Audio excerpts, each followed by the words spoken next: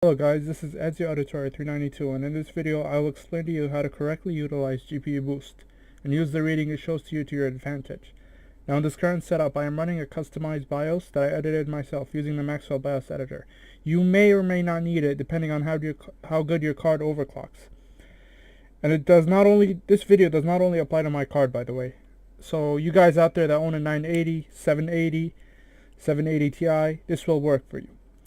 Now I have a Titan X in my case, and any card that uses GPU Boost 2.0 is likely to run similarly and behave accordingly.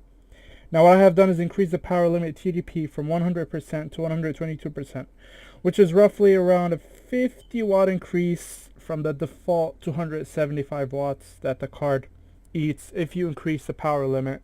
Now this is the Nvidia card, by the way, guys, so I mean, I heard the Gigabyte or the EVGA cards, they all use different BIOS, so it might be slightly different, but the default Nvidia BIOS, if you increase the power limit to 110%, this is what you're gonna get. You're gonna hit 275 watts at load.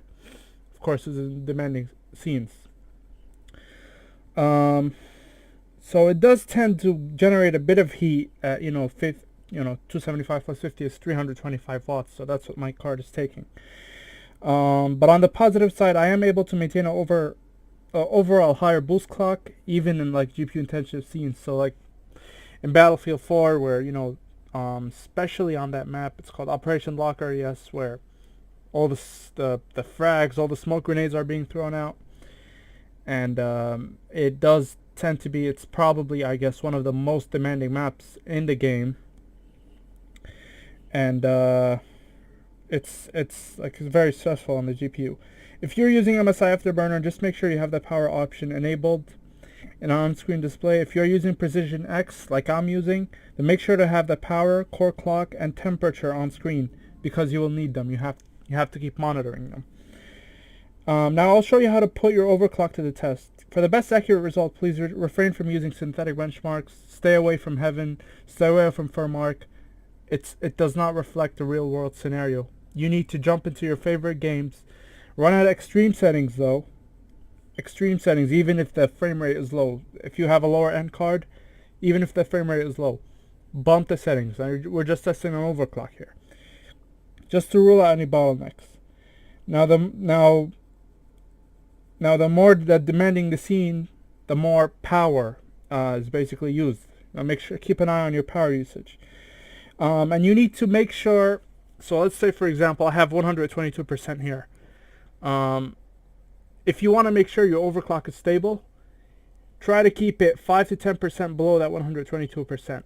Make sure it rarely hits the power limit, because if it does, your core clock will start dropping. Your frame rate is going to be all over the place, and that's not good. And if it averages at 105, 110, basically in my case, then that's perfect. You're good. Like, that's good for a 24-hour overclock, pretty much. The lower the power usage, pretty much the higher your core clock will be, which translates into better performance. Now make sure to also keep the card cool, because GPU boost is also temperature based. So in my case, this is my fan curve over here. It does tend to get a bit loud, but my temperature does not exceed 75 Celsius, which plays also a huge role in how the core clock fluctuates. As for the memory pretty much, here, I'll show you my values. This has no effect on, this is not affected by GPU boost whatsoever. So whatever you set, so I'm pretty much here running at 3900, and so double that by 2. I'm pretty much running at 7.8 gigahertz effective by this overclock. That's the clock you're gonna have throughout the scene. So this GPU boost does not affect your memory clock, but it does still, like, you have the power limit. It's still a budget, just try to focus on the core, then try to crank the memory as much as you can. But since core is the most important thing in GPU overclocking, make sure to keep it stable and high as possible. I know it will still, probably the core will still be jumping around, but make sure it doesn't, like, the jump isn't drastic, like, try to keep the core clock as high as you can. I hope you enjoyed this video. Let me know if it helped you in the comment below. This is Ezio Auditor 392 signing out. Enjoy.